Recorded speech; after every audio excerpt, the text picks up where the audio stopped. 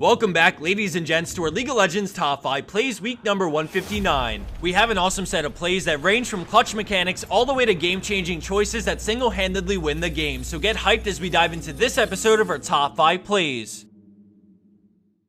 Kickstarting this episode off, we have a short outplay by Phantomless on Zed. At the start, we see the enemy Lux land a binding, but she gets scared off by the threat of Zed swapping into his ultimate and backs off. We see the pony moving in with his ult, but Zed outplays and swaps with the shadow straight into his ultimate to negate the damage from devastating charge. He then backs off as Cho'Gath comes in with Rupture as the tower, Deathmark, and Shurikens finish him off for the kill. Let's check that out one more time as we see some quick moves from Phantomless to swap out of Hecarim's ult and then react quickly enough to ult the damage that would have surely been his demise.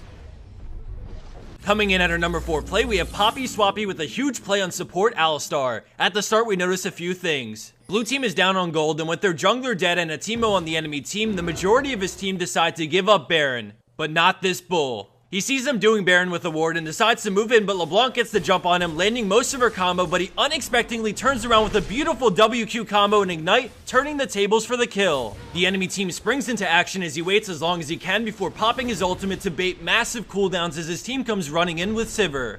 An amazing 3-man pulverize sets his team up for an easy teamfight, and with barely any cooldowns left, the enemy team gets crushed in a matter of seconds. In addition to knowing his champion's limits, what makes this play extraordinary is that he, out of everyone on his team, fearlessly made a play to stop the free Baron while picking up a solo kill. He went through a field that could have been laced with mushrooms, got a kill, ate a ton of cooldowns up, and it pays off as they get Baron now and win the game shortly after.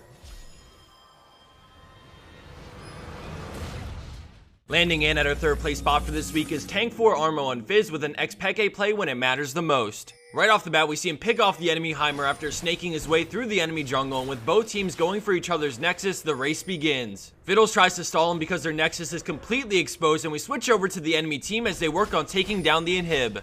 Going back to Fizz now, we see Fiddle start up his ultimate as he E's preemptively to get out of range of Fear. He gets in a Lich Bane auto attack before the Fear goes off as he gets shredded by Crowstorm, but manages to Zhonya's right before his Guardian Angel goes off, allowing his E to come back up as he gets in more auto attacks before going down. We go back to his base as we see Blue team trying their very best to minimize damage, and then we go back to Fizz one last time to see another playful / trickster give him the gap he needs to close out the game right before Red team takes the win.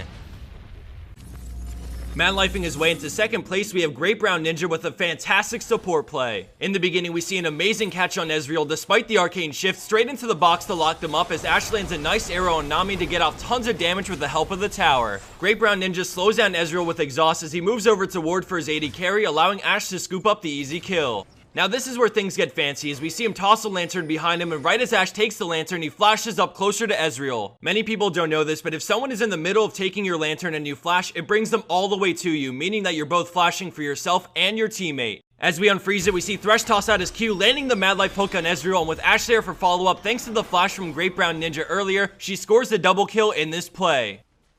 And for our number 1 pro play for this week, we have Evil Onion on Sivir, and I wanted to give a huge shout out to her support in this play for making it happen. As they push the tier 2 tower in bot lane, we see Pantheon come crashing down as they use Sivir's ultimate to run in between the 2 towers. By now we start to see more enemy players headed their way, so they back off and start clearing the wave as Blitzcrank comes wobbling in, going straight after Sivir. With perfect timing, she spell shields the knockup from his E, and now we look at Thresh to see a godly flay to shut down Pantheon mid-air. Sivir kites back through the box, and as they all close in on her for the kill, we see Thresh slip out and use his lantern, which shields her on her way out, allowing her to survive. Pantheon flashes to try and spear, but she's just out of range, and then we see Thresh turn, risking his life for the flay. Then we see a great dodge on the hook from Blitzcrank as Thresh runs up to the wall, flashing over it straight into Lucian, but he mans up and actually turns with his Q, landing it as the fight erupts. As the rest of this plays on, we see Red team come out victorious and pick up quite a few more kills, resulting in the end at a 2-for-0 exchange despite the play starting out horrendously. Again, I wanted to give a huge shout out to Major Duty on Thresh for making this play happen. Although the graphic in this play read Sivir's name because she submitted the play, they both deserve an equal amount of credit for synergizing so well with each other and using teamwork to turn a grim situation into a benefiting play.